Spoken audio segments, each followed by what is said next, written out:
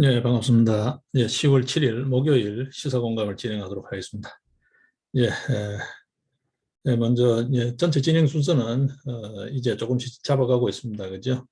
영상 뉴스에서 그 다음에 텍스트 뉴스로 그렇게 정리하도록 하겠습니다. 예, 새로운 미디어로 조금씩 자리 잡고 있는 그리고 층도 점점 전문가층이 많이 가담을 하고 그 내용도 점점 깊이를 더해가고 있죠. 예전에 가벼운 오락거리 중심에서 이제는 상당히 이 유튜브도 어, 어, 반듯해지고 있다라고 표현해야 되나요? 상당히 무게감이 있어지는 것 같습니다. 예, 영상 뉴스부터 한번 보겠습니다.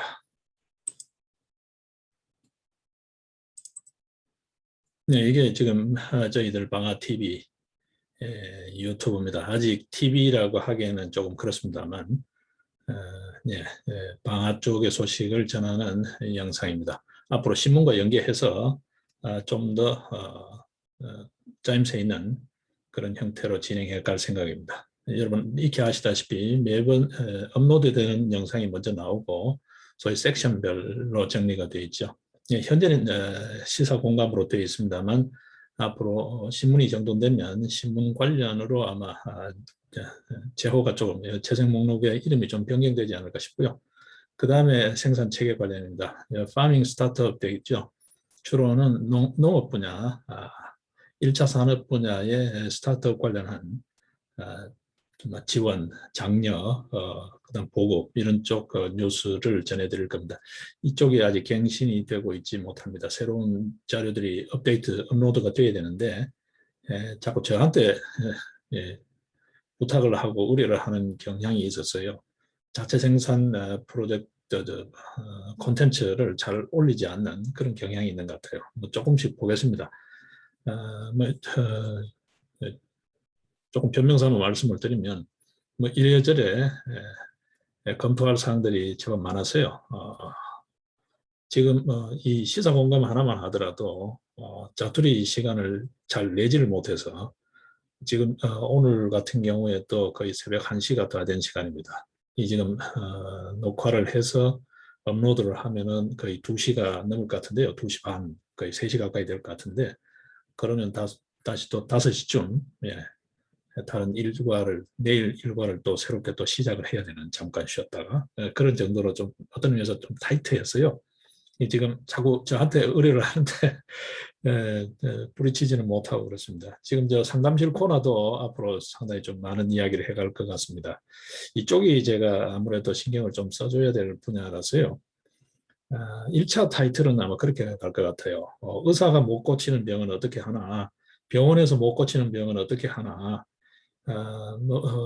지금 내 나이를 묻지 마라, 뭐, 100년 인생 하지만 골골 100년, 병원에 다니는, 병원에 의지하는 100년, 그렇게 살 것인가, 뭐 그런 주제로 아마 이게 셀프 메디케이션이라는 표현을 쓰죠. 어, 자기 치유, 자기 관리, 그런 데 초점이 맞추어진 뭐 건강 분야부터 했어요. 상담 영역은 굉장히 많으니까 여러 각종 고충 장애들, 그 다음에 이제 뭐 그런 어떤 장애가 없다 하더라도 자기 삶을 또 자기 모습을 조금 더 반듯하게 갖고 보고 싶다. 뭐 예를 들면 그런 데에 인생 설계에 관계되는 전반적인 상담에 관련된 내용이 진행이 될 것 같아요. 여기는 아무래도 제가 좀 강화를 해야 될 것 같습니다. 저도 뭐 이 각 분야의 전문 자격증을 따로 다 소지를 하고 있기 때문에 그 이외에도 다른 제 본래적 영역 관련해서 생체 신호 체계 관련해서 제 분야가 또 뚜렷하게 있기 때문에 이 분야에 좀 관여를 해야 될 것 같습니다. 휴먼 디자인이라고 되어 있죠. 사람을 디자인한다. 달리 표현하면 사람을 우리가 마치 뭐 외부 자연 이런 쪽을 개발하고 가공하듯이 사람을 그렇게 한다. 디자인하고 개발한다. 인간을 개발한다. 사람을 개발한다. 뭐 그런 어떤 개념으로까지 생각할 수 있을 것 같아요. 여러분 지능 영역만 하더라도 인지사고죠. 지능 영역만 하더라도 요즘 사물 인터넷 IoT 이야기를 합니다. 그죠? IoT 분야는 방화도 또한 굉장히 관심이 있어 하고 전문적인 자기 분야가 있는 영역입니다. 그죠? IoT도 있고 그다음에 이제 AI가 있죠. 인공지능, Artificial Intelligence라고 하는 인공지능 영역 이런 쪽과 관련해서 예, 그쪽 분야는 이제 제가 나름대로 제 분야 신호체계 분야에서 예, 노하우를 갖고 있기 때문에 예, 이 상담 관련해서 종합적으로 하면 이야기가 좀 되지 않을까 싶습니다.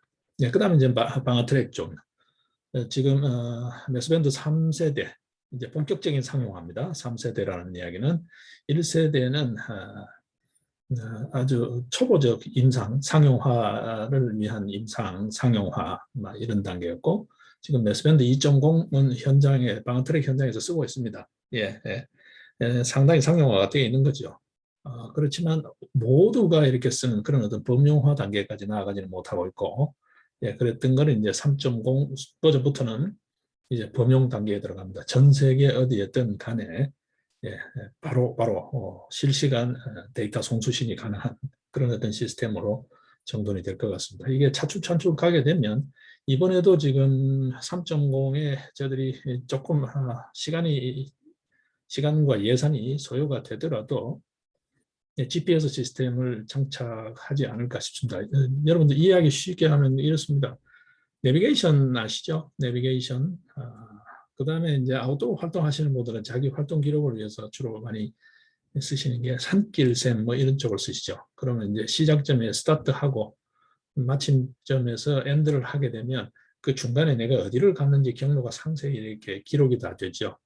내용까지도 몇 시간 움직였고 얼마를 쉬었고 뭐 이렇게 경우에 따라서는 그 도상에 다 표시가 됩니다. 그 주변을 맴돌거나 휴식하게 되면 GPS 그 나침판 화살표가 그 자리에서 맴돌게 되는 그 정도로까지 지금 현재 정밀하게 추적이 되죠. 네, 그런 시스템을 이 메스밴드 데이터하고 연동해서 같이 구축하는 방안을 지금 검토하고 있습니다. 아직은 조금 이르다고 생각이 들면 결합을 하지 않을 거고요. 현재로도 충분하다 판단이 되면 결합을 할 거고 지금 현재 그런 GPS 시스템까지도 검토하고 있다. 그래서 전 세계 어디에든 간에 내가 있는 현 위치에서 스타트하고 예, 엔드를 하게 되면 그 과정에 있는 어떤 자기 행동에 관계되는 소위 내비게이션 역할을 해주는 나침판 역할을 해주는 데이터가 송수신되는 그런 어떤 획기적인 그런 범용 시스템으로 그런 어떤 자기관리 셀프 메디케이션 시스템으로 그렇게 정돈되고 있습니다. 지금 이쪽 새로운 그 섹션들의 새로운 데이터들이 업데이트 안 되고 있는 것은 각각의 그런 사정이 있습니다. 메스밴드 관련도 자꾸 이제 제가 이런 쪽 이제 IoT나 AI나 그 다음에 이제 이 소위 트랙 GPS 시스템 이런 쪽에 어떤 의미에서 제가 원천 기술자로 해야 되나요? 소스라 해야 되나요? 그런 쪽에 상당히 있다 보니까 자꾸 저한테 떠밀어오는 경향이 있어서요. 일선 실무들이 나서기를 자꾸 주저하는 면이 있어서 지금 새로운 자료가 업데이트가 안 되고 있는 것 같습니다. 업로드가. 앞으로 차츰차츰 좀 짬을 내보겠습니다. 전체 좀 일정도 좀 조정하고 해서 짬을 내보도록 하겠습니다. 해외 트랙은 여러분 아시다시피 코로나 사태 이후에 지금 되고 있지 않아서 업로드가 안 되고 있고요.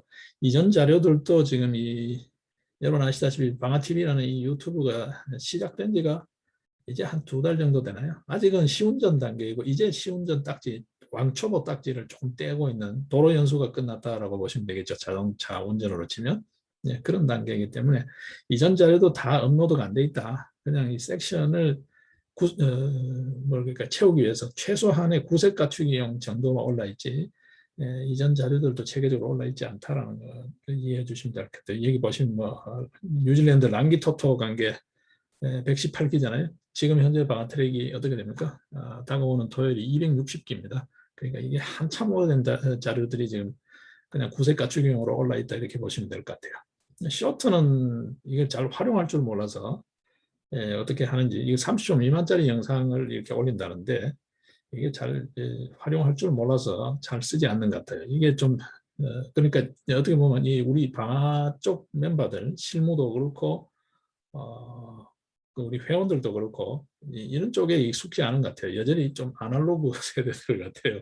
디지털 문맹 세대 같은 그런 느낌이 좀 있는데 차츰차츰 이제 우리도 이제 한참 뒤쳐져 있지만 이제 문맹으로 이렇게 떨어져서는 곤란하겠죠. 전체적인 트렌드를 좀 따라가야 될 것 같아요.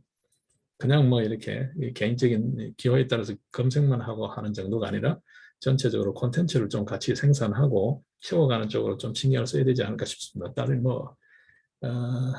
좀 정돈해야 될 편집, 구성 이런 게 들어가는 게 아닌 30초짜리야 그때그때 각자 현장에서 할 수 있을 것 같은데 글쎄 모르겠습니다. 이게 지금 이쪽 관리자 모드가 있어야 영상을 올릴 수 있는지 아니면 다른 경로에서 영상을 이렇게 제보 또는 수합해서 관리자가 관리할 수 있도록 그렇게 어떤 보강된 방안을 어떤 강구를 해야 될 것 같아요.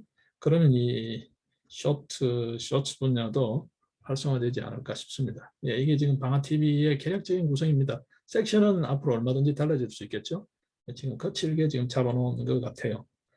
예, 자 일단 그렇게 두고 자, 오늘은 먼저 조금 이쪽을 한번 보고 가야 될 것 같아요. 네. 이쪽에 미리 사전에 영상 사용에 대해서 양해를 구하지 않았다는 점 미리 말씀을 드립니다. 예, 그렇다고 해서 여러분 아시다시피 방아TV는 일단 현재 기존은 그렇습니다. 광고 같은 거 일제 걸지 않는다. 그리고 현재 수익 구조, 흔히들 하는 말로 수익 구조를 취하고 있지 않습니다. 그죠? 그리고 동기 자체가 다른 어떤 의도가 있지 않기 때문에 크게 문제되지 않지 않을까 싶은데 모르겠습니다. 미리 사전 양해를 구하지는 못했습니다. 전체 진행이나 등등 해서요. 자, 일단 한번 보겠습니다. 이 부분이 좀 매끄럽지 않은 것 같아서요. 먼저 한번 보겠습니다. 자, 일단 잠깐요. 이 영상을 한번 전체 한번 스크린을 한번 해보고 다시 연결하겠습니다. 혹시라도 문제될 소지가 있는지 없는지를 먼저 한번 보고 스크랩을 하도록 하겠습니다. 같이 보도록 하겠습니다. 예. 다시 한번 같이 보겠습니다. 예, 이게 10월 4일자죠. 엊그제입니다. 그죠? 펜앤마이크 TV 제가 이 대한 언론으로 짜임새 있는 신문 펜앤마이크 신문 최근 들어서부터 조금씩 인용해서 여러분들과 같이 공유하고 있죠. 예. 그쪽에 소위 유튜브 채널인데요. 기성으로 치게 되면 방송이 있고 유튜브 채널이 있고 신문이 있고 유튜브 채널이 있고 이렇잖아요.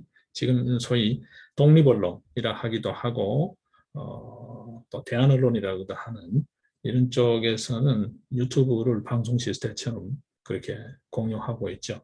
자, 여기 지금 페렌마이크에서 운영하는 여기에서 정규재 주필이 예, 황교안 전 국무총리 그러니까 지금 국민의힘 대선 주자지요. 예비 경선 주자지요. 불러서 인터뷰를 한 게 있어요.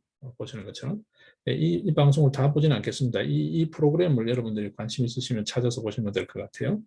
예, 이 황교안 이렇게 치면 아마 뜰 겁니다. 펜앤마이크 TV 들어가셔서 그 자체 유튜브 검색 말고요. 펜앤마이크 TV 채널 자체 검색창에다가 황교안이라고 하든 정규재라고 하든 하면 아마 이게 뜨지 않을까 싶어요. 여기 보시면 이 토론 중에 잠깐 그 내용이 있었어요. 전자개표기 관련입니다. 물론 그 인터뷰하는 직접 현장 제가 찾아서 그 부분을 해놓지 않았는데 직접 현장에 황교안 후보가 아마 즉석 대담을 하면서 인터뷰를 하면서 순간 잠깐 이렇게 착오가 있었던 것 같아요.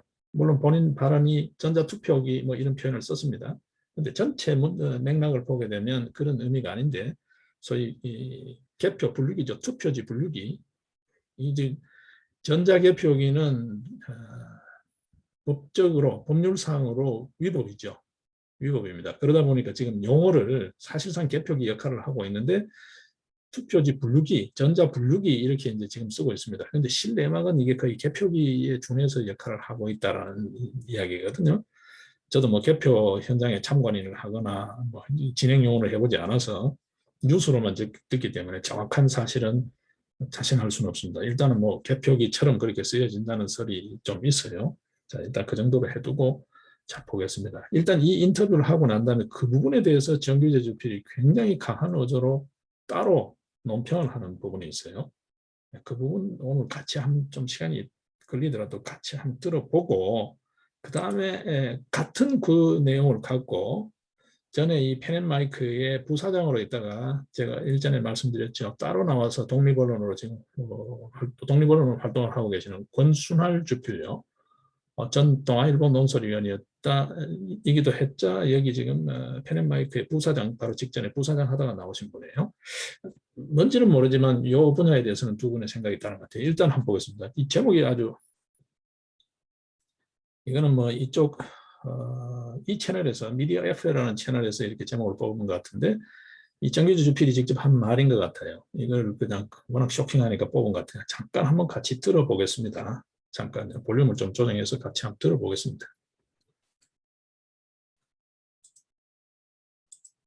우리나라가 바로 종이 투표를 하고 있습니다. 황교안 씨 4.15 총선을 많이 네, 굉장히 격한 어조로 말씀하고 있죠. 자, 다시 한번 볼까요? 황교안 씨 네, 4.15 총선 굉장히 격한 어조잖아요. 보시면. 자, 다시요. 우리나라가 바로 종이 투표를 하고 있습니다. 황교안 씨 예, 이 부분은 지금 정규재 주필이 오해하신 것 같아요. 분명히 문맥을 오해하신 것 같아요. 종이 투표하고 있는 거를 다르게 표현한 거 없어요. 이 부분 오해예요. 자세히 한번 보십시오. 이 정규재 주필이 뭔가 조금 착오가 있는 것 같아요. 지금 전체적으로 봐도 지금 좋아요 대신 싫어요가 좋아요 225, 나빠요 727, 3배나 많죠. 지금 정규재 주필이 뭔가 오보라고 표현해야 되나요? 뭔가 미스가 있어요. 이게 아마 사과해야 될 것 같아요. 지금 왜 그러냐 하면 지금 3차 라운드 진입을 위한 저희 4강 진입을 위한 여론조사가 진행되고 있잖아요. 적어도 페넨마이크 시청자들에게는 영향이 있을 수 있거든요. 그 투표자들에게는 영향이 있을 수 있다고요. 이 페넨마이크 쪽에 소위 시청자들이 상당히 충성도가 높잖아요. 이건 조금 미스 같아요. 일단 전체적으로 한번 보고 제가 말씀드리겠습니다. 4.15 총선을 망해먹었던 그 장본인이 아니 우리나라 투표가 전자투표인지 종이투표인지도 몰라요. 우리나라가 지금 종이투표하고 있잖아요. 그래서 뭐 종이가 빳빳하니 많이 뭐 종이가 저편이 찢어졌냐고 맨날 자기가 떠들어놓고. 예, 이 전자투표라는 말을 순간적으로 황교안 후보가 한 적은 있습니다.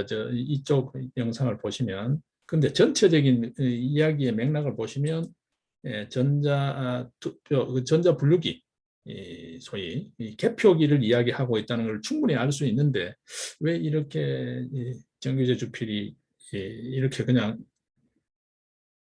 소위 드라이브 해버리는지를 조금 모르겠어요. 네, 좀 더 들어보겠습니다. 우리나라가 전자투표했다고 그 전자투표지가 엉터리다 이런 선거를 계속해서 되겠는가 이런 식으로 얘기하면 어쩌자는 거예요. 황교안 후보는 제정신입니까 지금? 네, 지금 분명히 제정신입니까 정도까지. 황교안 후보의 주장에 대한 반박 내용. 오중 민망하니까 여기서는 이렇게 지금 전혀 무관함을 밝힙니다.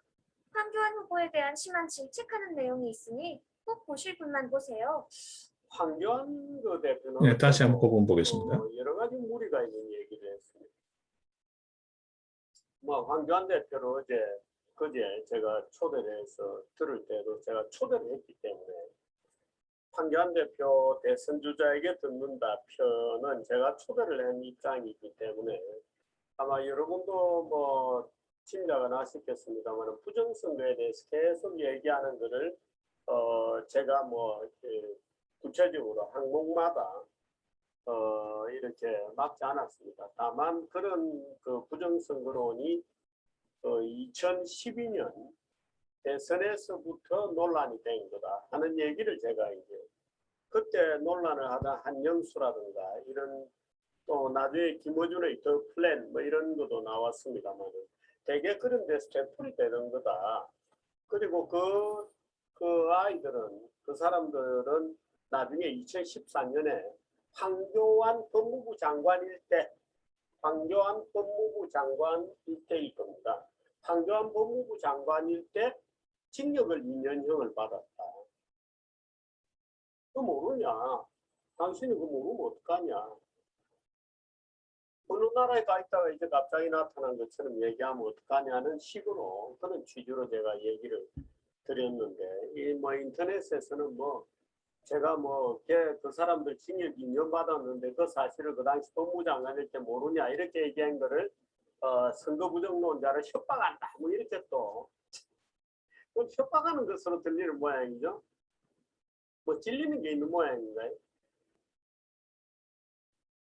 선거의 정당성 여부에 대해서 질문하는 것은 형사처벌의 대상이 아닙니다. 그래서 지금 마음대로 선거 부정에 대해서 떠들 수 있는 것도 형사처벌의 대상은 아니죠. 근데 예를 들어서 특정인 선거관리위원회 뭐 임직원들이 뭐 이 정도 일단 하겠습니다. 그 요지는 보셨죠? 황교안 씨 당신 제정신이냐? 뭐 예를 들면 우리 종이 투표하고 있는 거 모르냐? 왜 전자 투표라고 자꾸 우기나? 당신이 계속 종이 투표지가 빳빳하니 뭐 어떠니 하면서 이걸 증거물이다 부정선거다 이야기하면서 왜 전자 투표기 이야기를 하냐? 이렇게 서로 맞지 않는 이야기를 하냐가 요지인 것 같아요. 자, 이거 분명히 정규제 주필에 미스가 있다는 생각입니다. 착오가 있어요. 제가 봤을 때는 전체 문맥을 말의 맥락을 보지 않고 예, 그딱 한마디 순간적으로 황교안 후보가 인터뷰할 때 이 전자 개표기라는 표현을 전자 투표기라고 한 부분이 있습니다. 그럼 여러분들이 따로 보시기를 하고 자 똑같은 사안을 두고 권순할 주필은 어떻게 이해하고 말씀하고 계신지 한번 보겠습니다. 자, 보겠습니다. 제목을 한번 보십시오. 이 6차 소위 국민의힘 6차 경선 토론 관련이거든요. 예, 전자개표기 문제점을 집중 거론했다라고 이분은 그렇게 보고 있죠. 권순할 주필. 예, 예, 부정선거를 한 국가들의 모두가 한국산 장비였다. 그래서 한국이 부정선거를 수출하는 국가라는 오명까지도 일부에서는 거론되고 있다. 뭐 이런 이야기입니다. 이 몇몇 나라 2018년 유엔에서 미국 쪽에 유엔 대사가 직접적으로 언급한 내용입니다. 이게 상당히 심각해요. 그리고 몇몇 나라에서는 선거 자체가 무효 처리되고 새로 실시되고 그렇게도 한 적이 있어요. 자, 윤석열이도 전자개표에 의혹이 있다면 이 부분은 수정이 돼야 된다는 것을 했거든요. 자, 그 부분 권순할 주필이 어떻게 이해했는지를 보겠습니다. 똑같은 그 인터뷰를 보고 한 이야기고 똑같이 방송 토론을 보고 한 이야기거든요. 자, 이 방송 토론에서는 그랬고 물론 권순할 주필 자체는 이 지금 펜마이크 쪽에 초청 인터뷰를 직접 언급한 건 아니에요. 근데 이 황교안 후보의 전체 발언의 맥락을 보게 되면 인터뷰 맥락을 보게 되면 정규재 주필이 이야기하는 것과 같은 뉘앙스는 아니에요. 제가 봤을 때는 아닙니다. 이 정규재 주필이 조금 미스하신 것 같은데 일단 한번 보겠습니다. 자, 제가 찬반 어느 쪽에도 지금 현재는 의견 표시를 하고 있지 않아요. 나중에는 의견 표시를 할 겁니다. 자, 여기 지금 세배가 많다는 거. 자, 이쪽 보겠습니다. 예, 여기는 좋아요가 압도적으로 많죠. 싫어요가 하나 지금 겨우 돼 있습니다. 그죠? 예. 자, 권순할 주필의 말씀을 한번 들어보겠습니다. 논평을 한번 들어보겠습니다.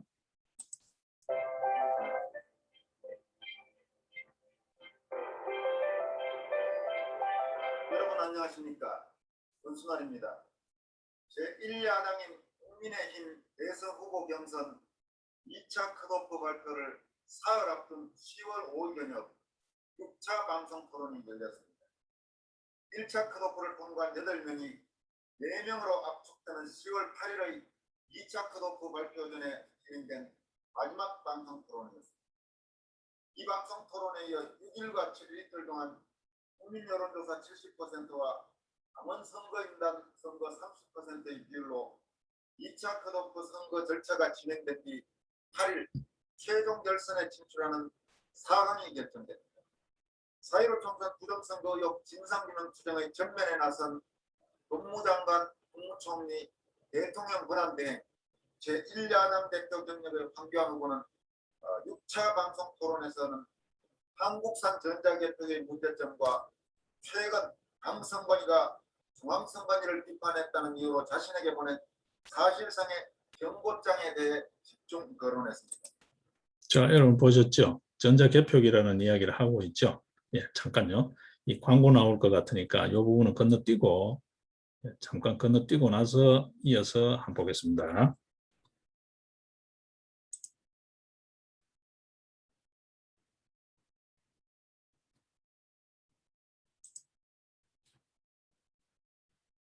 모두 인사말에서는 위기의 대한민국 연습할 시간이 없다. 풍부한 국정경험 준비된 후보 저 황교안이 해내겠다 이렇게 밝혔습니다. 또 자유주제 토론에 앞서 이날 지역 토론 주제인 경제공약 분야에서는 먼저 미스 트롯 등으로 치러지는 깜놀 10억 창업 배틀을 소개하면서 제2의 카카오와 쿠팡을 만들겠다고 밝혔습니다. 또 깜놀 진짜 일자리 1000만 개 프로젝트를 소개하면서 새로 만드는 혁신형 일자리 500만 이제 개, 시간이 조금 걸리더라도 제가 말씀드린 그 부분 언급 부분을 따로 발췌를 못해서요. 한번 들어보겠습니다.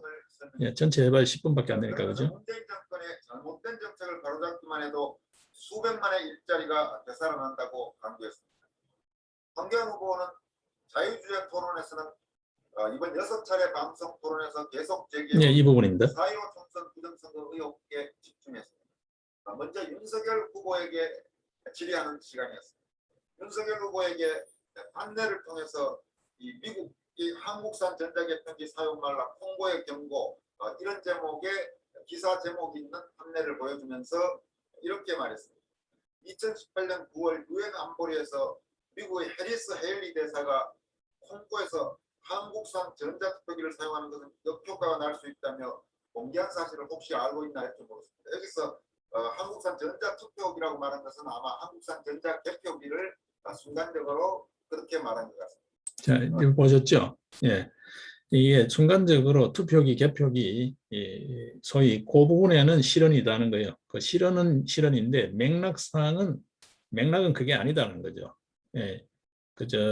유엔 안보리에서 미국 쪽 대표가 이야기한 거하고 보게 되면, 근데 지금 정규재 주표는 저렇게 이야기했어요, 그죠? 예, 좀 더 들어보겠습니다. 윤석열 후보는 얼핏 유튜브에서 본 기억이 난다 이렇게 답변을 했고, 황교안 후보는 다시 판례를 통해서 2020년 10월 16일자 어느 기사를 보여주면서 기사 제목은 한국산 개표기로 부정선거, 혼란한 키르기스, 결국 대통령 사임 사태 이런 제목의 기사였습니다. 그러면서 이라크와 콩고에 이어 키르기스도 부정선거 시비, 세 나라 모두 한국산 장비 투입 이렇게 돼 있다 이렇게 설명했습니다. 그러면서 지난해 2010월 키르기스 총선에서 한국산 전자개표기가 사용됐고 대통령을 지지하는 범여권 정당들이 90% 가까운 승리를 했다. 의석은 확보했지만 그 이후 부정선거로 밝혀져 대규모 시위가 일어나고 대통령 궁이 불탔다.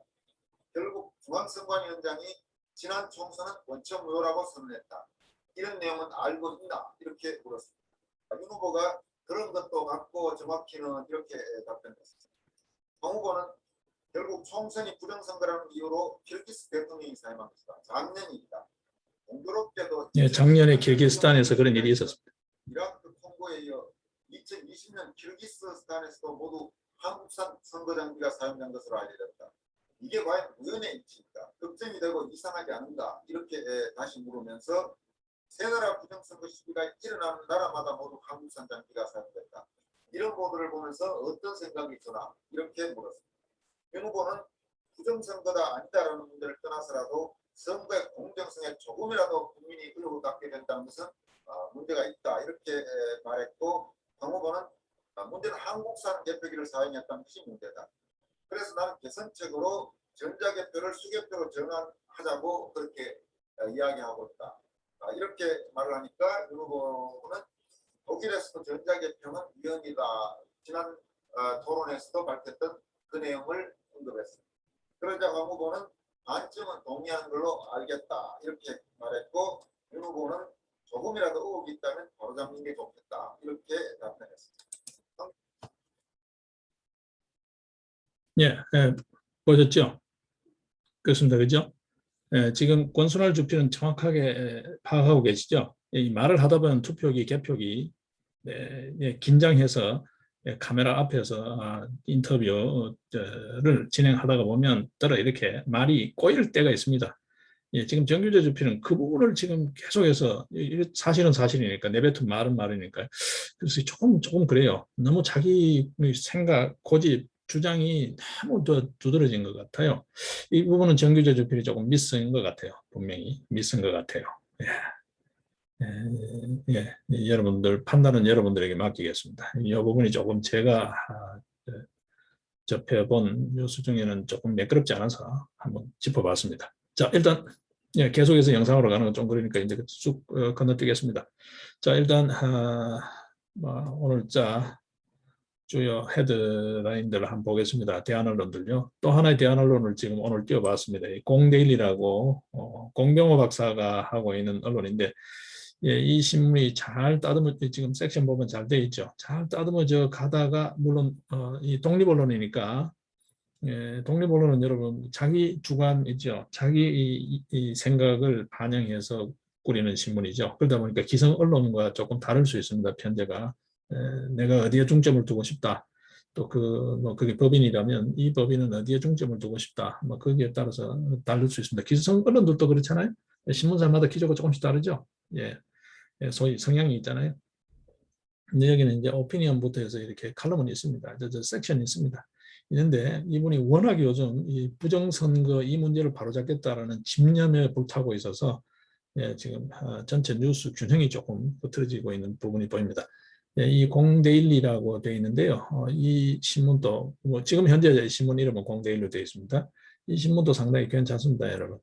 요즘은 이 부정선거 쪽에 너무 이렇게 조금 약간, 예, 균형이 쏠려 있다는 그 부분은 여러분 보시면 될 것 같고요. 4.15 부정선거 관련해서 자세한 내용은 이 공데일리 쪽만큼 잘 정리되어 있는 쪽은 특히 드물 겁니다.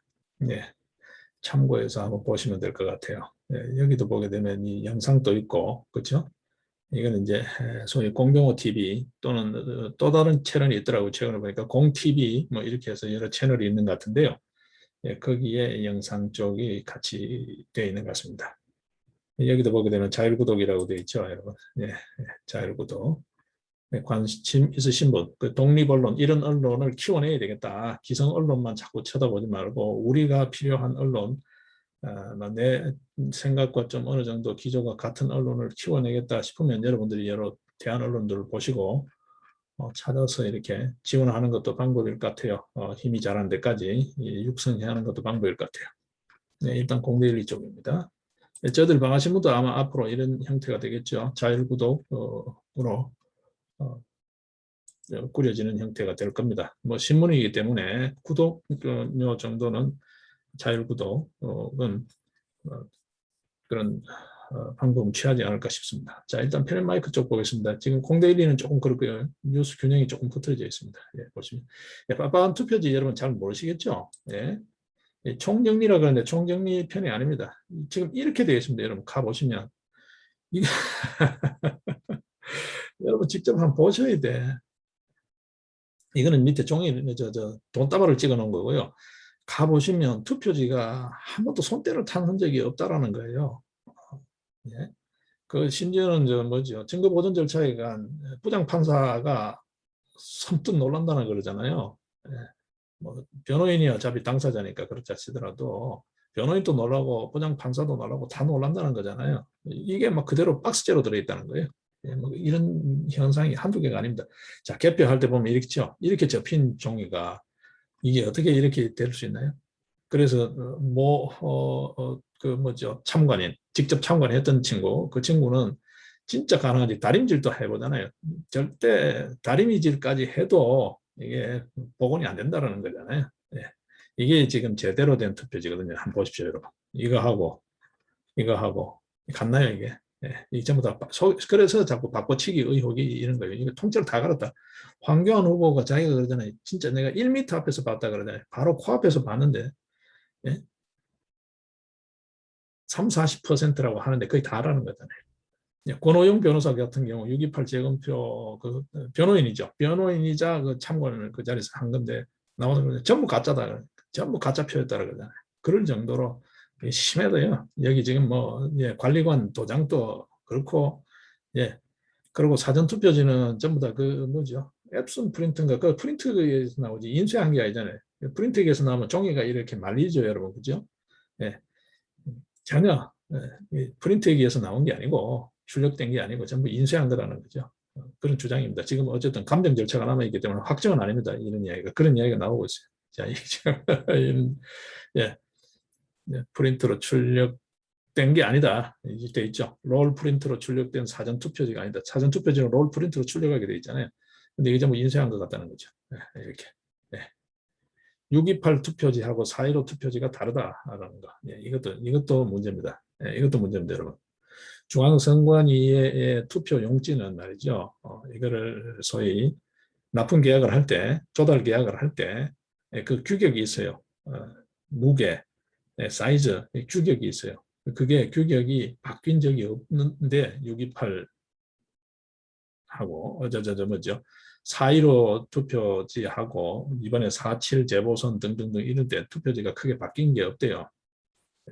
근데 일단은 뭐 그건 둘째 치고 4.15 때에 투표한 투표지하고 이제 보십시오. 이게 투표지죠. 예, 투표지하고 재검표장에서 본 투표지하고가 종이가 다르다는 거예요. 종이가 다르다. 예, 이거는 100g짜리고 이거는 150g짜리다라는 거죠. 보기에 아직 감정이 안 된 겁니다. 일단 현재 주장되고 있는 바입니다. 예, 100g짜리고 150g짜리라는 거예요. 예, 투표지가 다르다는 거예요. 종이 질이 다르다는 거예요. 인쇄업자가 봐도. 이게 어떻게 똑같은지 한번 보라는 거죠. 예, 예, 여기 이제 있죠. 돈다발하고 투표지하고가 똑같다. 그럴 정도로 빳빳하다는 거죠. 신권 화폐만큼이나 빳빳한 투표지. 손때를 아무도 안 탔다는 거죠. 이게 통으로 다 갈았다라는 거죠. 예, 그런 이야기들이 한번 보십시오. 예, 이게 현장 사진입니다. 예, 당시에 참관했던 상당수의 사람들이 이 사진을 갖고 있더라고요. 이 사진뿐만 아니고 각자가 자기가 이렇게 몰래 찍은 사진을 갖고 있더라고요. 그게 이제 몰래 찍으면 그 뭐라고 표현해야 되나요? 이 재판정에서 여러분 그렇게 한 거를 유포하게 되면 그게 법으로 또 제지가 됩니다. 그죠? 그러니까 유포는 못하고 자기는 개인적으로 이렇게 보여주고 그렇게 하는 경우들이 있더라고요. 네. 아주 이게 심각한가 봐요. 일단 뭐 그런 뉴스 다루고 있습니다. 일단 면을 펼치다 보니까 이야기했습니다. 자, 일단 보겠습니다. 윤미향 이야기, 공소장, 뒤늦게 밝혀진 공소장 이야기가 일파만파입니다. 그죠? 자, 이제 시민단체 전 적어야죠, 여러분. 예, 예전 유신 시절 뭐 신군부 시절 이럴 때의 관변단체, 어용단체 그러면서 이제 사회단체, 시민단체였습니다. 그죠? 여러분 아시다시피 방안은 이제 시민단체, 사회단체 모습을 정확하게는 3년 전인가요? 완전히 세탁했습니다. 그러니까 완전히 환골탈태했습니다. 방안은 이제 시민단체를 더 이상 표방하지 않습니다. 예, 다 영리법인체, 법인체, 사업체, 소위 사업체로 다 전환했고요. 시민단체를 표방하지 않습니다. 그냥 커뮤니티 활동 정도인데 그건 커뮤니티는 뭐 그런 거 하고는 상관이 없잖아요. 시민단체 표방하지 않습니다. 방안은 완전히 손 씻었습니다. 소위 말해서. 왜냐하면 이 사람들하고 도매금으로 다 인식될까 봐서 아예 그런 이야기를 하지 않습니다. 네. 네, 지금 한 시민단체들 전 접어야죠. 네. 어느 단체라고 입에 올리지 않더라도 여러분 알 거예요. 여러 시민사회단체들 분야별로 있죠. 뭐 여성, 노동, 환경, 뭐 법률 여러 분야들이 있습니다. 그죠? 싹 다 문 닫아야 됩니다. 여러분 아시다시피 또 다른 권력기관이 되어 있고 재정, 회계 이런 분야에서도 상당히 비리가 많고요. 어두운 부분이 많죠. 비리라고 보다는 어두운 부분이 많습니다. 자, 그 대표적으로 지금 윤미향 건이 터져 나와 있죠. 여기도 지금 문제가 많습니다, 여러분. 자, 일단은 뭐 제가 자세한 거는 언급하지 않겠습니다. 또 뭐 하여튼 뭐 분풀이 할 데 없냐 눈 부릅뜨고 뭐 찾고 있는데 또 속된 말로 재수 없게 또 걸려가지고 또 갈가마기 떼서리처럼 달라들어서 입살 맞는 일 굳이 할 필요가 없잖아요. 여러분들이 알아서 잘 판단하실 테니까. 자, 그 다음에 이제 여러 이야기들, 뉴스들을 한번 보겠습니다. 눈에 띄는 게 뭐 있냐. 자, 여러분 한번 보십시오. 윤석열도 겪어보면 알 거예요. 드디어 KBS, MBC 이게 언론이냐라고 이제는 떼놓고 이야기할 정도로요. 이게 민영화해야 된다. 민영화해야 된다. 이게 왜 자꾸 수신료 받고 먹고 그렇게 하냐는 거죠. MBC 지분의 상당 부분을 KBS가 갖고 있고 이렇잖아요. KBS가 다 이렇게 공영 지분을 갖고 있죠. 뭐 YTN 이런 데도 다 교육방송 EBS도 갖고 있고 다 갖고 있잖아요. 이거 수신료 반드시 개선해야 되고요. 개선해야 되고 저는 1년 가도 제 손으로 KBS 채널을 돌리는 적은 없습니다. 우연히 지나가다가 남이 틀어놓은 거 뭐 들리고 보여지고 이런 경우는 있어도 제가 KBS 채널을 보지 않습니다.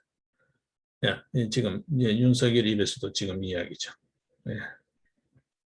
그러면서 이런 표현을 했나 봐요. 다운표가 되어 있는 거니까 정권 바뀌면 다 쫓겨날 지금 현재 데스크 쪽이 주요 경영진이겠죠. 쫓겨날 거 생각하니까 안 쫓겨나려고 발악을 한다. 악랄하게 보는 건가. 공영방송이 이렇게까지 편향이 되어 있다. 공영방송이 편향되어 있다면 정말 이거는 민영화가 답 아니냐. 이게 무슨 공영방송이냐 이 말이죠. 집권하면 이렇게 소위 낙하산식 내려 꽂기식 안 하겠다는 거예요. 자체적으로 그게 정리될 수 있게 하겠다. 조직 내 승진 이런 거를 해야 되겠죠. 전문성 차원에서도. 이 외부에서 들어가는 사람이 전문성이 있을 턱이 없잖아요. 그냥 당파적 그런 주의 주장 기조만 강조할 뿐이지 거기에 또 사람 밑에 또 인선할 거 아니에요. 사장이 되면 그 밑에. 그렇게 지금 공영 언론이 없다라는 이야기입니다. 자, 그 다음에 이제 50억 클럽 이야기들이 나오고 있습니다. 이런 사람들이 언급되고 있습니다. 몇몇 사람은 펄쩍 뛰고 있죠. 그런 사실이 아니다라고 펄쩍 뛰고 있고 뭐 지금 이렇게 나오고 있습니다. 중요한 부분은 권순일 대법관, 박영수 특검이 곽상도는 이미 뭐 저 아들 뭐 이렇게 해서 받았다라는 건 사실이 돼 있는데 곽상도 본인이 안 받았다는 건데 받은지 안 받은지는 뭐 모르고요. 지금 일단 관심이 되는 사람은 권순일, 박영수죠.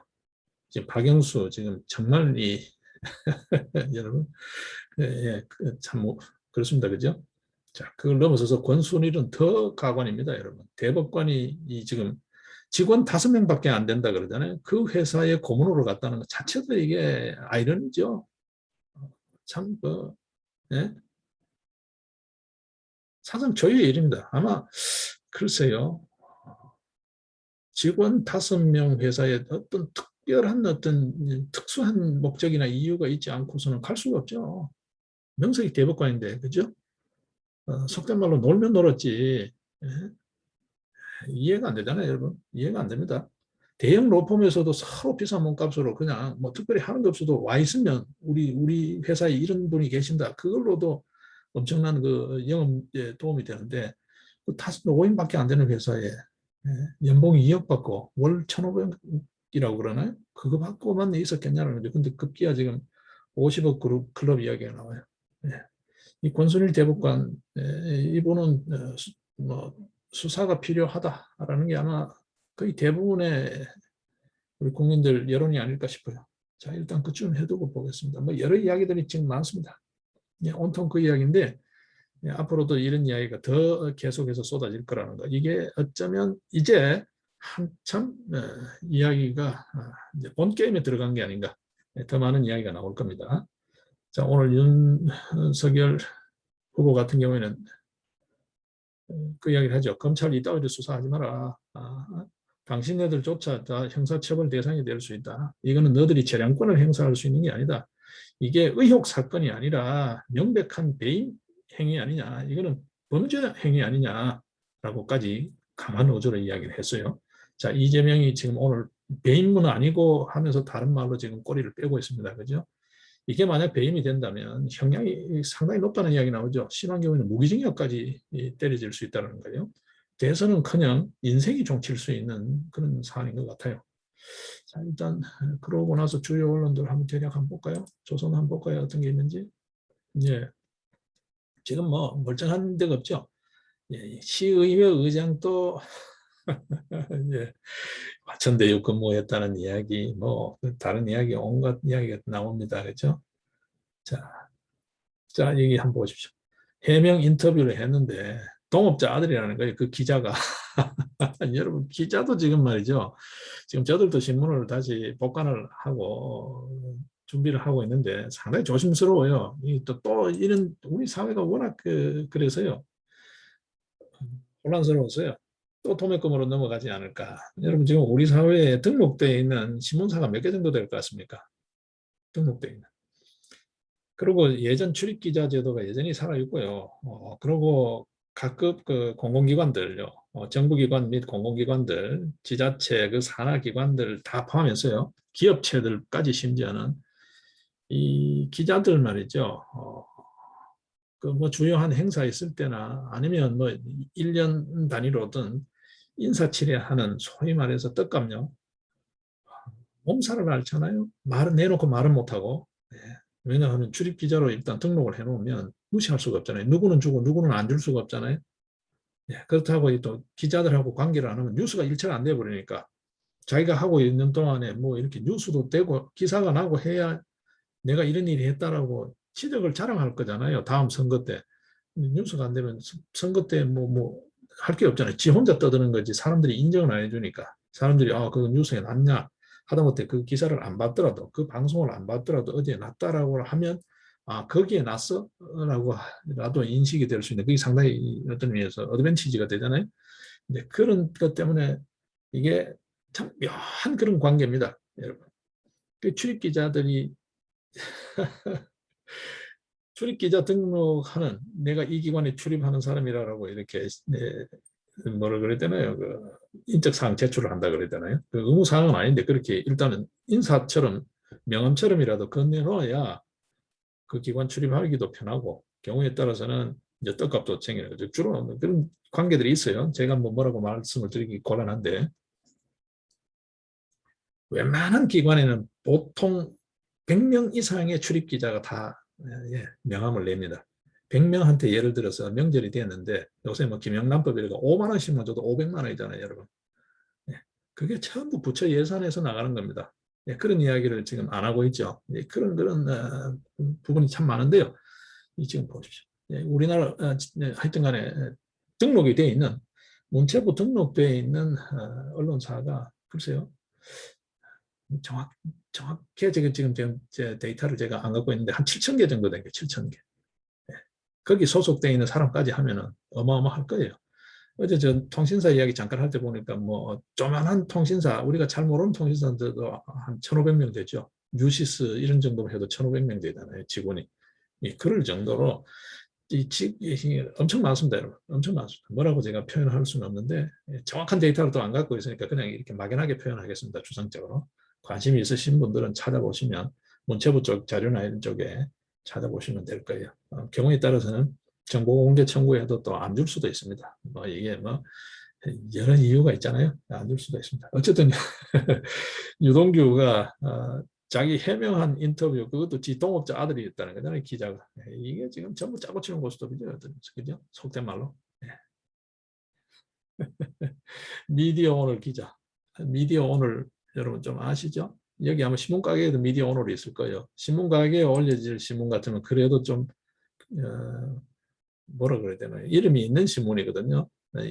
듣도 보도 못한 신문이 너무 많습니다, 여러분. 예. 자, 지금 여기 보게 되면 이재명이 비서관이 화천대유 아파트를 갖고 있다는 거예요. 근데 이재명이는 자기하고 관계가 없다는 거예요. 그죠? 일단 뭐 자꾸 지금 이제 조금씩 이야기가 더 나오면서 또 좀 더 좁혀지고 이렇게 거리 좁히기가 되고 있으니까 한번 보죠. 지켜보죠.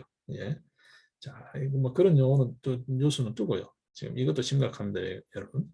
지금 CIA 요원들 전 세계적으로 신분이 탄로나가지고 지금 처형당하기도 하고, 소위 미국의 첩보망이 다 붕괴되고 있다는 이야기가 나오거든요. 우리나라도 지금 예외 아닙니다, 여러분. 우리나라도요. 지금 한번 보십시오.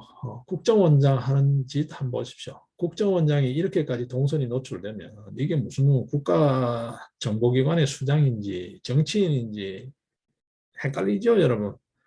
정보기관의 수장이 이렇게까지 자기 동선이 노출되면 곤란합니다. 정말 곤란합니다. 그런데 하물며 그 조직원들은 오죽할까라는 우려 아닌 우려가 생겨요. 큰일 납니다, 여러분. 이 사람들의 생명이 직결되는 문제잖아요. 지금 미국 CIA가 지금 이런 문제가 있다는 거죠. 자, 역시 군부대 이야기 또 나오고 있습니다. 지금 회식 이야기죠. 가볍게 보시고 이 부분을 눈여겨봐야 될 것 같아요. 이 부분요. 이 부분은 따로 한번 제가 다른 자료까지 해서 한번 보겠습니다. 세금을 이마에 더 걷었다는 거예요. 지금 다들 어려운데 세금 걷는 것만 지금 열심히 한 거죠. 기획재정부 뭔 일 하는 게 있나 여러분 한번 보십시오. 제가 너무 극단적인 표현을 하나요? 세금만 지금 32조를 더 걷었다는 겁니다. 지금. 국민들이 지금 어떻게 느끼고 있는지 한번 보셔야 될 것 같아요. 이 조세 저항 이거 어제 오늘 이야기가 아니잖아요. 지금까지는 저항선이었는데 글쎄요. 이게 계속 갈 수 있을까요? 이 세수가 많이 거친다는 건 뭘까요? 이만큼 거칠 거라고 생각 안 하고 계획을 짰을 거잖아요. 그러면 이만큼 더 걷는 거를 예상해서 계획을 짰으면 이 32조만큼의 다른 어떤 일이 됐을 거죠. 그러니까 이 돈만큼 일을 안 했다는 게 되고, 그 다음에 세금을 거치는 국민이나 기업 입장에서는 이만한 세금을 어떤 의미에서 뜯겼기 때문에 비용 부담이 생긴 거죠. 예. 주머니가 털린 거잖아요. 기업과 국민들의 주머니가 털린 거잖아요. 그러니까 기업은 기업대로 활동이 위축되고 국민들은 국민들대로 세금으로 뜯겨버리니까 소비를 못하는 거죠. 그러니까 전체적인 시장 경제의 흐름이 어떻게 되나요? 제품을 만들어서 기업이 생산해서 판매하면 소득이 생기고, 그렇죠?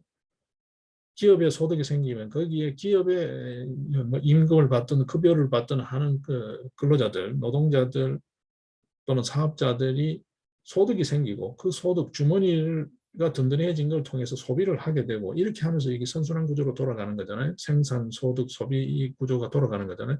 근데 세금을 이마에 걷어버리면 주머니가 털려버리니까 소비를 할 게 없죠. 소비를 안 하면 어떻게 될까요? 기업이 만든 제품이 안 팔리는 거죠.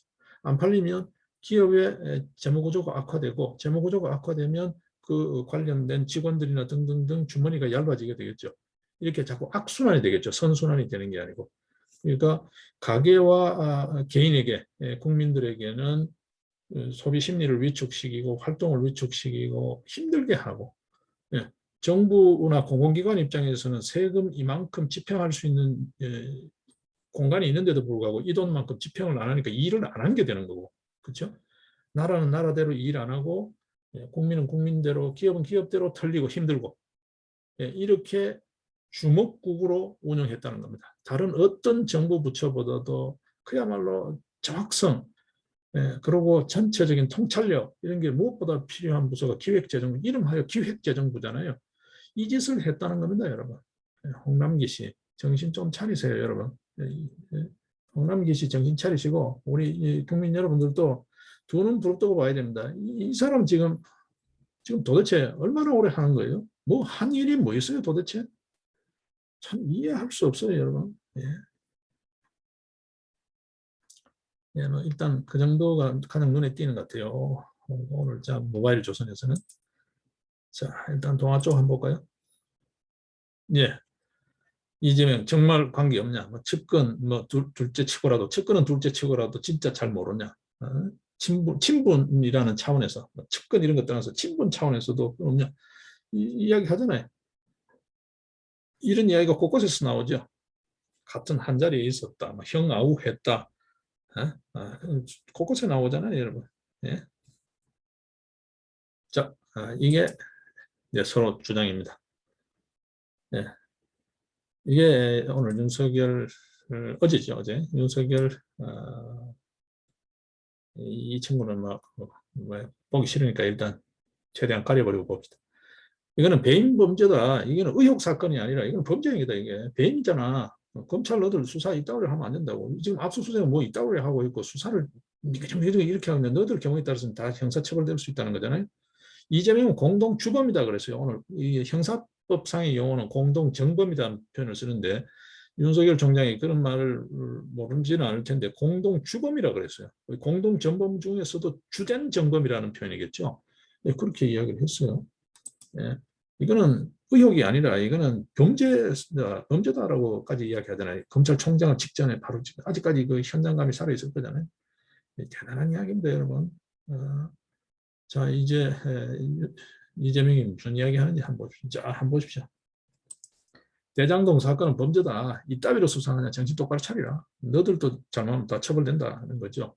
너들 재량권을 행사할 수 있는 게 아니다는 이야기입니다. 이 부분은 굉장히 중요합니다. 이거는 굳이 뭐 기사가 됐다고 해서 글쎄요, 이 지면을 우리가 보면서 이야기를 해서 그러나요? 이거는 뭐 윤석열 후보가 직접적으로 언급한 부분이어서 뭐 굳이 뭐 뉴스 저작권하고는 상관이 없는 것 같아요.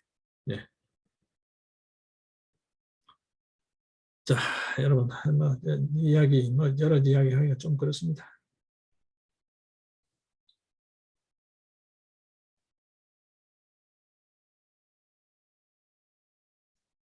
자, 지금 이제 뭐 사퇴 가능성 이야기 나옵니다. 자, 그러면서 대체 후보로 이낙연을 거론하는 쪽이 있고, 또 그 다음에 유시민을 거론하는 쪽이 있어요. 유시민은 지금 대선 예비 후보 등록도 하지 않았고 경선에 참여하지도 않았어요. 근데 이게 대체 후보로 들어온다고요?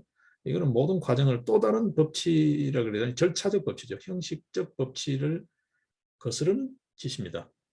대체 후보가 되려면 후보 등록도 하고 경선 과정이라도 뭐 참여하든지 하지 뜬금없이 내리꽂기로 온다고요? 대통령 후보도 뭐 낙하산인가요? 어쨌든 간에 유시민 이야기도 나오는 데가 있어요. 네. 그다음 이낙연, 완주한 이낙연 쪽 이야기하는 쪽이 나와요. 좀 더 지켜보죠. 뭐 저쪽 사정은 우리가 알 수 없습니다. 예, 그런 뭐 절차 무시하는 거 한두 번이 아니었기 때문에 예, 어쨌든 두 이야기가 지금 동시에 물밑에서 이야기가 되고 있더라고요. 이재명은 거의 드랍이 된다라고 보는 것 같아요. 물밑에서 나오는 이야기입니다. 그냥 이야기입니다. 예, 이재명은 드랍 될 거라고 보고 대체로 한 연말 연초에서 쯤이면 드랍되지 않겠냐라고 보고 이낙연이냐 이낙연을 밀어올리는 쪽 하나 하고 유시민을 언급하는 쪽이 하나 있어요. 예, 그런 쪽이 있다라는 정도만 예, 듣고 있습니다. 저도 듣고 있습니다. 예, 그 다음에 이제 저 개인적으로 관심 있는 거는 노벨 화학상이요. 노벨 화학상 쪽입니다. 노벨상 쪽에 관심이 있는데 그 중에서도 저들이 해나가는 쪽과 관심 있는 쪽입니다. 예, 촉매 쪽입니다. 촉매. 예, 이쪽에도 관심이 있습니다. 근데 저들이 이쪽에는 직접적으로 현재 관여하고 있지 않습니다. 소재 관련해서 저들 분야에 이 소재가 상당히 이쪽 소재가 영향을 미치기 때문에 현재는 이쪽에 저들이 뭘 하고 있지는 않아요. 이쪽 기술이 진보하는 만큼 저들도 또 한 단계 업그레이드 될 수 있기 때문에 주변 연계 기술 과학 차원에서 관심 있게 보고 있습니다. 동향을. 화학상 쪽에서 비대칭 유기촉매 쪽, 이쪽에 기여한 사람들이 수상을 했다라는 게 눈에 띕니다. 중앙 한번 볼까요? 예, 뭐 지금 녹취록에서 복구가 됐다는 이야기 나오는데 도무지 뭐 알 수가 없어요. 이 이야기는 그냥 흘리겠습니다. 예. 예, 이런 친구는 뭐 언급하는 것 자체가 불쾌하니까요. 그냥 넘기겠습니다. 여러분 아시죠, 이 친구? 예. 네, 이 친구는 뭐 이래저래 좀 예, 그 주변을 좀 알죠, 제가. 예. 네, 배공주 참 뭐 괜찮은 학자였는데 예, 관료 사회에 소위 정치계에 발을 들여놓으면서 인생이 이 꼴이 되어버렸습니다. 그죠? 참 안타깝습니다. 안타깝습니다. 아마 법적인 책임에서도 자유롭지 않을 거예요. 탈원전 관련해서. 예. 아직 뭐 결론이 나지 않은 일이니까 좀 더 지켜볼 수밖에 없습니다. 예, 문화 쪽 한번 보겠습니다. 자, 한번 보십시오. 지금 뭐 초과 이익 환수 이 부분을 삭제했다라고 되어 있잖아요. 그렇죠? 예. 지금 뭐 곳곳에서 이재명이 너무 많이 관련되어 있다는 게 곳곳에서 드러나고 있어요. 한번 보시죠. 이런 이야기 하고 있습니다. 지금 어느 정도로 준비를 할까 모르겠어요. 그냥 단순히 백신 접종률 70% 수치만 채워가지고 일상회복. 글쎄요. 일단 뭐 말은 10월 말 11월 초에 부터 단계적 일상회복을 하겠다고 정경 청장이 이야기해요. 글쎄요. 정경 청장도 초기에 신선한 이미지하고는 이제는 완전히 거리가 멀어져 버렸죠. 거리가 멀어져 버렸습니다. 그죠? 이제 이 사람 말도 신뢰를 못 하겠어요. 이제. 그냥 뭐 여러 그런 어떤 공무원, 여러 그런 늘공이죠. 늘 공무원, 여러 정치권 인사들 같은 그런 말로 신뢰도가 상당히 저 개인적으로는 거의 신임을 안 합니다. 이제는 정치적 수사로밖에 들리지 않아요. 재택 치료를 확대한다. 참네. 인력이 어딨나요, 여러분? 시설과 장비는 어떻게 하고요? 예산이 있나요, 여러분? 거리두기를 단순화하겠다. 어떻게 단순화할 건데요? 4명 이상 이하. 이거 이상 어떻게 더 단순화할 수 있나요? 예? 지금 계속 지금 강요하고 있잖아요. 되나요? 한번 보죠. 한다니까 한번 지켜보죠. 뭐 다른 구체적인 언급하지 않겠습니다. 또 뭐 입만 띄면 시비를 걸어봤어요. 흔히 하는 말 고소고발이잖아요. 걸피다면 뭐 이렇게 해괴한 논리로 고소고발 그래요. 변호사들 하여튼 살판 났어. 예, 고소 고발이 지금 막 난무하거든요. 그야말로. 예. 우리 그 뭐죠? 왜저 그걸 뭐라고 표현하나요? 이렇게 막 색종이 이렇게 날리듯이 고소 고발이 그 정도로 난무하고 있습니다. 그리고 고소 고발하면 당사자가 직접 하는 경우보다는 어쨌든 간에 변호인들 조력을 받을 거잖아요. 변호사들이 지금 살판 났어. 살판 났어요. 네. 자, 일단 뭐 그 정도 보고요. 다른 특별한 건 눈에 띄지 않습니다. 큼직큼직 한번 보겠습니다. 경제지 쪽요. 경제지 쪽 열지 말죠. 뭐. 예, 오늘은 이쯤 정리를 하겠습니다. 예, 이게 다 보다가 시간이 넘어갈 것 같으니까요. 자, 이쯤 정리하고 저희들 제가 따로 메모해 놓은 뉴스들 한번 보겠습니다.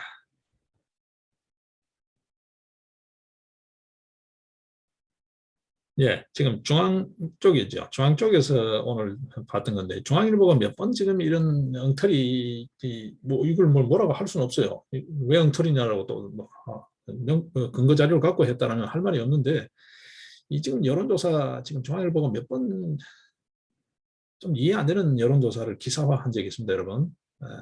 지면 종이 신문은 모르겠는데 모바일에 한 적이 있습니다. 오늘도 그래요. 어제 날짜죠. 10월 6일 16시 15분에 업데이트된 기사인데요. K-스탯 리서치라는 여론조사 기관. 저는 이 여론조사 기관은 잘 들어보지를 못했습니다. 여기가 K-스탯 리서치라 그래요. 여기가 경향신문에서 의뢰한 여론조사라는데 중앙일보가 경향신문이 의뢰한 여론조사를 언급해요. 자체도 보게 되면 모바일에 하트 뭐 이슈 무슨 뭐 투표가 있잖아요. 재밌어요. 이런 것만 그러니까 팩트 없이 보도를 할 수는 없으니까 이런 것만 찾아서 기사를 쓰는지 이해를 못하겠어요. 지금 이 판국에 말이죠. 대장동 게이트 이 판국에 한번 보십시오. 이재명 지지 뭐라고 표현해야 되나요? 대통령 적합도요.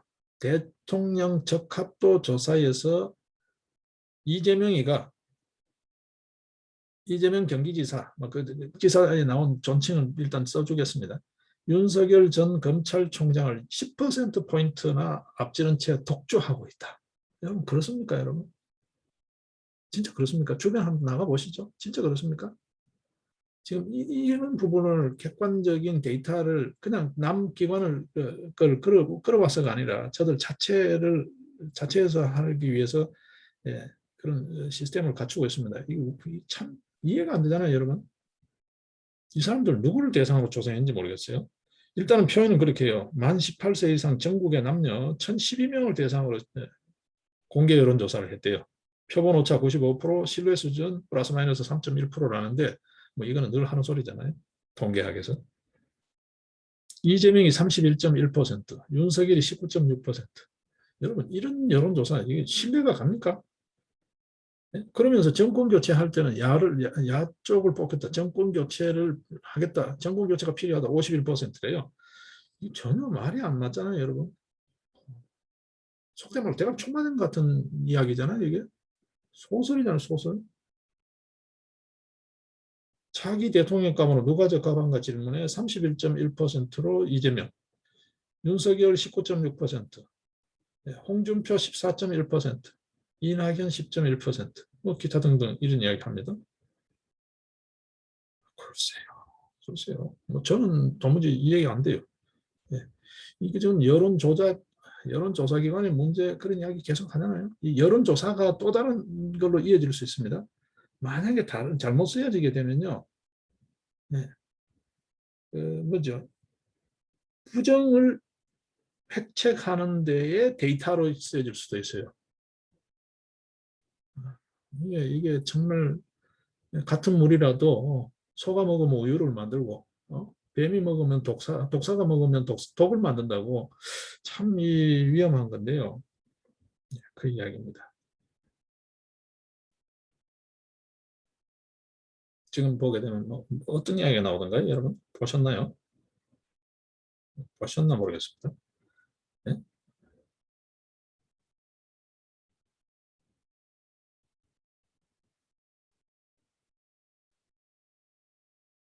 참 얼마나 재밌습니까? 위례에 쪽에 이게 뭐 대장동, 위례 뭐 여러 군데 터져 나오잖아요. 지금요. 지금 한 개씩 터져 나올 건데 계속 나올 거예요. 경기권에는 지금 계속 터져 나올 수도 있어요. 그뿐만 아니라 다른 지역도 지금 한 개씩 섞이겠죠. 위례 사업, 위례 신도시 사업의 대주주였던 모 씨가 유동규를 협박했다는 거잖아요. 3억. 그 3억 정도의 근거를 갖고 협박을 해가 돈을 120억을 뜯어냈다는 거죠. 그 뜯어낸 120억을 갖고 대장동의 주주가 됐다는 거잖아요.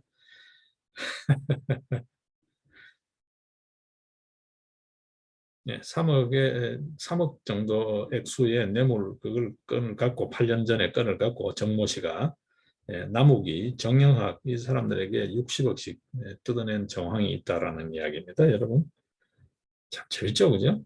재밌어요.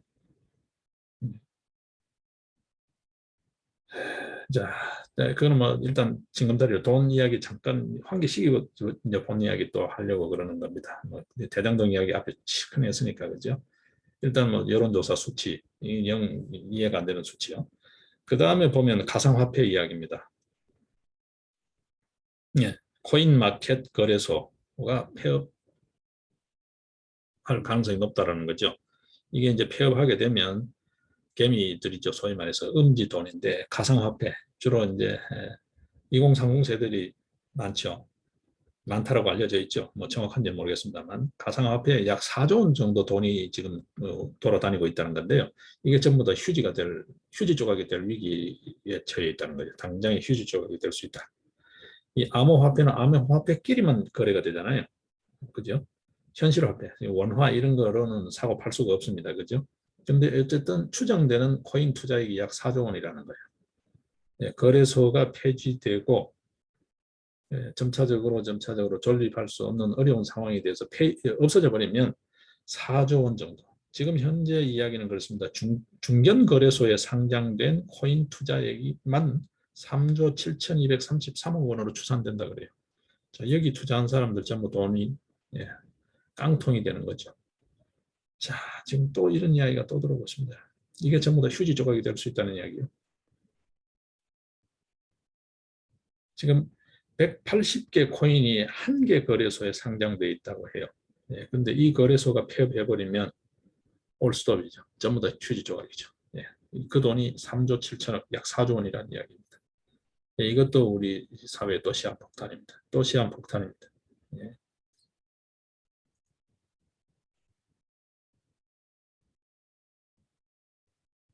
자, 그 다음에 또 돈 이야기 또 할게요. 뭐 어쩔 수 없습니다. 매일경제 쪽에서 나온 이야기인데요. 여러분 보셨나요? 노조. 여러분 잘 보셔야 되는데 이런 부분을 잘 생각 안 하시는 것 같아요. 왜 자꾸 그런 걸 만들까요, 여러분? 노조. 누구 좋자고 노조를 만들까요, 여러분? 잘 한번 보십시오. 잘 보셔야 됩니다. 뭐 여러 이유들이 있겠죠. 물론 뭐 긍정적인 부분이 전혀 없지는 않습니다만 오히려 부정적인 부분이 더 많아지는 것 같아요. 갈수록 이제는 노조도 이전에 참 그 초기에 이전에 그 노동조건이 열악하고 소위 악덕 기업주들 가혹노동 이런 게 이제 행해질 때 불법 노동 행위, 부당 노동이죠. 부당 노동, 불법 노동 행위가 비일비재하게 빚어질 때는 참 의미가 있었어요. 근데 이제는 어느덧 이것도 상당히 타락하지 않았나, 부패하고 타락했지 않냐라는 거죠. 노조 잘 보셔야 됩니다. 그 조합비 걷는 돈요, 그 돈, 그 예산 회계 감사라고 표현해야 되나요? 그 감시가 되나요? 참 봐야 돼요. 지금 이 이야기입니다. 노조 조합비 이거를 노조위원장 지 아들 통장을 만들어가 글로 받았다는 거잖아요, 여러분. 20대 아들 그 일개를 내세워 가지고 걔 통장으로 매달 3억씩 챙겼다는 거예요. 월 3억씩. 그렇습니다. 여러분 별거 아닌 것 같죠? 10,000원씩 10,000명이 내면 1억입니다. 10,000원씩 10,000명 내면 1억이에요. 요즘은 노조 조합비가 얼마인지 모르겠어요. 월급 봉투에서 바로 떼버리죠.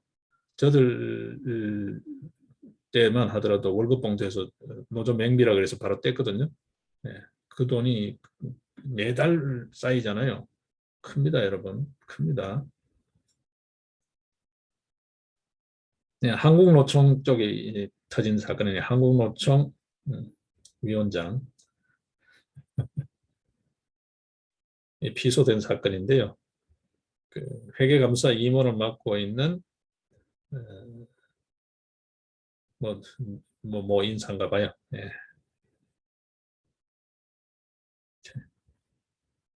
예, 자기 아들 통장으로 이걸 받았다는 거예요. 이거 뭐 횡령이죠. 뭐 사기기도 하고, 그죠? 예.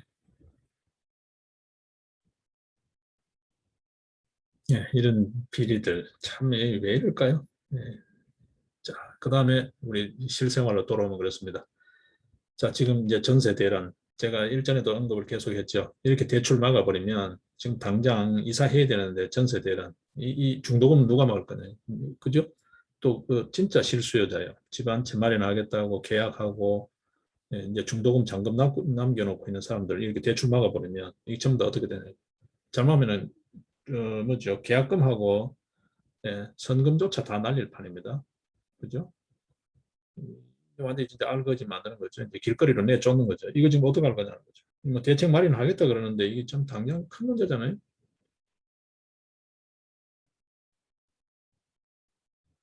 원래 입주 예정자가 대략 추산했을 때 약 5만 세대라 그래요. 5만 세대라 그래요. 이게 어떤 지역이냐 하면 지역을 특정한 것 같은데요. 송파구 일원이 5만 세대인 것 같아요.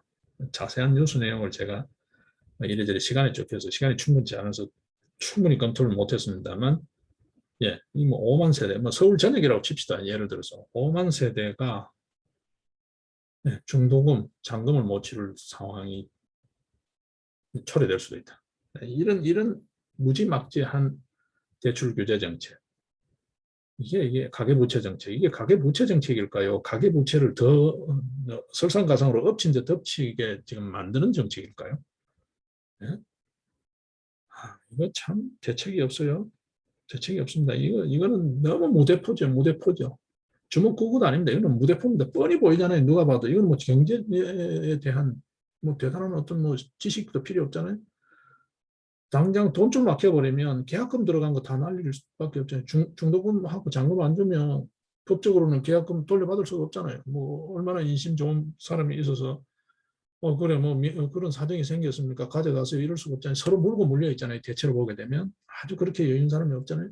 그 돈 받아서 그 뭐죠, 세를 놓는 사람도 그 돈 받아서 다른 쪽을 메꿔놓고 이렇게 서로 물려 있단 말이에요. 그러면 자기 당장 급한 거, 자기 책임을 면탈하려면 돈을 내줄 수가 없는 거죠. 못 내주면 이 사람은 뛰는 거지. 그렇지 않나요? 그 사람이 특별히 나빠서가 아니라 뭐 법으로 보장된 권리이기도 하기 때문에. 그렇잖아요. 오히려 뭐 자기가 위약이 있었으면 2배로 물어내면 되고, 위약이 없으면 뭐 할 말이 없는 거잖아요. 안 내줘도 그만이잖아요. 법으로도 그렇게 돼 있는 거고, 뭐 공준이 돼 있잖아요, 사회적으로. 지금 이거 어떨 거예요? 대출 막아가지고 이거 어떻게 할 거예요? 정부도 도대체 어떻게 할 거예요? 세금은 32조를 더 걷었다는데 그 더 걷은 세금으로 다 보전해 줄 거예요?